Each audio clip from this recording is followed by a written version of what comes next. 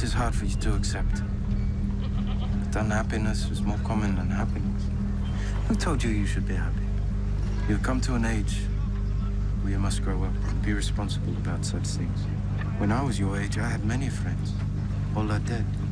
The happiness is neither here nor there. You want truth, here's some truth. This is gonna end up bad for you, John. There's only two ways out of here, jail or dead. My son is very sick, and he needs some help. It's hard to be a man these days, hard to know what the right thing is, but put the gun down, John. You're not hearing me, Frank. My son is sick. I am not gonna bury my son. My son is gonna bury me. What's interesting about being an adult is that when you become 18, nobody tells you that it's now going to be your job to parent yourself. And by parent yourself, I mean it's your job to make yourself do the crap you don't want to do so you can be everything that you're supposed to be. And you're so damn busy waiting to feel like it. And you're never going to. Your parents make you do the things you don't feel like doing because you won't, ever. Not now, not then, not ever. And even when you get good at something, you'll figure out something else you don't want to do. It's very, very simple to get what you want, but it's not easy. You have to force yourself. I want to fight. I want to raid. Why do you want to fight? What are you fighting for? That. What do you see? Power.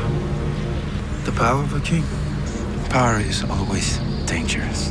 It attracts the worst and corrupts the best. I never asked for power. Power is only given to those who are prepared to lower themselves, to pick it up.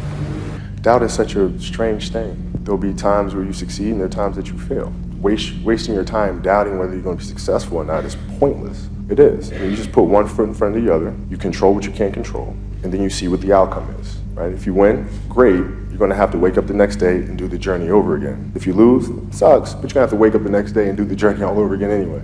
We're born alone, we die alone. And in between, we spend our lives looking for something, a connection. That's all we want. Every once in a while, we might find it in a true friend. Many friendships will come only to fade as quickly as a firework, but some, a rare and precious few, turn life up to 11 and keep it there. You gotta hold on to friends like these because just like air, you'll miss them when they're gone. I never looked at things as problems. I look at them as opportunity. You know, someone, well, she did this, and well, what an opportunity you have.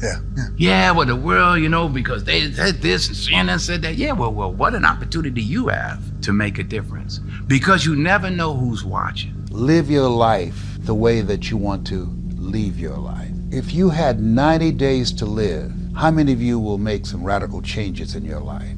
And most people raise their hands. And then you take a poll, you know what the majority of them will say? I will quit my job. Because that's not them. They're not doing something that's them. You spend 40 to 60 hours a week doing something that's not you. That's stressful. But if you're doing something that's you, that's your passion. You don't think women manipulate men sexually for advancement in the workplace? Here's a rule.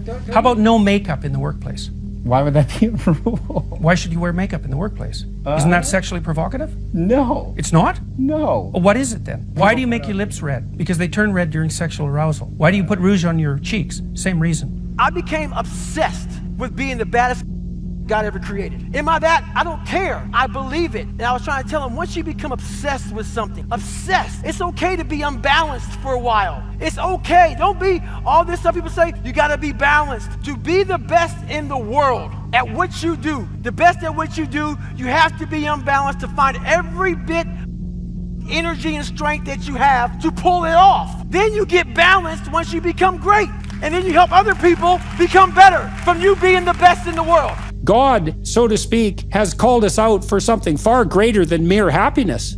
So much greater than happiness that happiness pales in comparison. He's called us out for the adventure of our life that's of sufficient moral integrity to justify the suffering. And that's something. And if you tell people that, if you let them know that, well, that makes them stand up and cheer, eh? Because deep in their heart, they know that's true. Happiness is a side effect of moral venture, you know, and if it comes along, you should be bloody thrilled. But as an aim, it's for narcissistic 3-year-olds. First of all, don't aim at being happy because that's just not gonna work, especially when when the storms come and barbarians are beating at the gate. You can just forget about that. And there's going to be times in your life where you're suffering so much you can't believe it. And so you're going to need something a hell of a lot more robust than happiness to get you through that. And then you might say, well, what's more robust than happiness? Or maybe even what's more robust than pain? And then you could say, well, how about adventure? The way you can change is you have to put aside enough money to give yourself a window. And then you have to have a plan. And you have to spend all your waking hours outside of whatever job you do planning your escape. And you have to come to the realization very clearly that you f***ed up and you got yourself stuck. So whatever you're doing, you have to do it like your life depends on it. Well, this is terrible advice. Rest and recovery is the most important thing. Oh my God. Block. Delete. You ain't on my son. You're not gonna last. Not on my site. There's a lot of people looking for built-in excuses. They are, man. Things don't just happen. It's not just luck. You have to create that luck. You have to will it into existence. And I just got back from filming in South Africa. Absolutely stunning country. And there's a beautiful philosophy. It's Ubuntu that originated there. And it is the idea that humanity is based on the plural, not the singular. Ubuntu means essentially, I am because we are. Picasso one day was in a market, and a woman saw him. She said, "Mr. Picasso, it's great to see you. I'm a huge fan." He said, "Nice to meet you." She said, "Mr. Picasso," she pulled out a piece of paper and a pencil. "Mr. Picasso, can you do a little piece of art for me? Can you do a little drawing?" He said, "Absolutely." Did a beautiful drawing. She looked at it, she said, "Oh, Mr. Picasso, fantastic." She starts walking away. He goes, "Ah, my dear lady, that'll be $1 million." She said, "Mr. Picasso, $1 million. It took you 30 seconds to do that." He said, "My dear lady, it took me 30 years to do that in 30 seconds. I love this game. I live this game. There's 1,000 other guys waiting in the wings who are obsessed with this game. Obsession's gonna be talent every time. You got all the talent in the world, but are you obsessed? Is it all you ever think about? Let's face it, it's you against you out there. When you walk on that court, you have to think, I am the best guy out there. I don't care if LeBron's playing.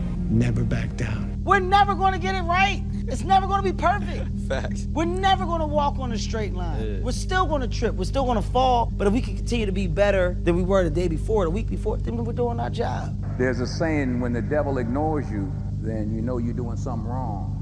You know, the devil goes, "Oh no, leave him alone. Man, he's my favorite." Don't bother him. Conversely, when the devil comes at you, maybe it's because you're trying to do something right. Well, I want to start off by reading something that you wrote right after you were injured. You said this: "This is such BS. All the training and sacrifice just flew out the window with one step that I've done millions of times. Why the hell did this happen? Makes no damn sense. Now I'm supposed to come back from this and be the same player or better at 35? How in the world am I supposed to do that? I have no clue. Do I have the consistent will to overcome this thing? Maybe this is how my book ends. Maybe Father Time has defeated me. Then again, maybe not. Feels good to vent, to let it out. Because after all the venting, the real perspective sets in. There are far greater issues and challenges in the world than a torn Achilles. Stop feeling sorry for yourself. Find the silver lining and get to work with the same belief, same drive, and same conviction as ever. If you see me in a fight with a bear, pray for the bear." I've always loved that quote. That's Mamba mentality. We don't quit, we don't cower, we don't run, we endure and conquer.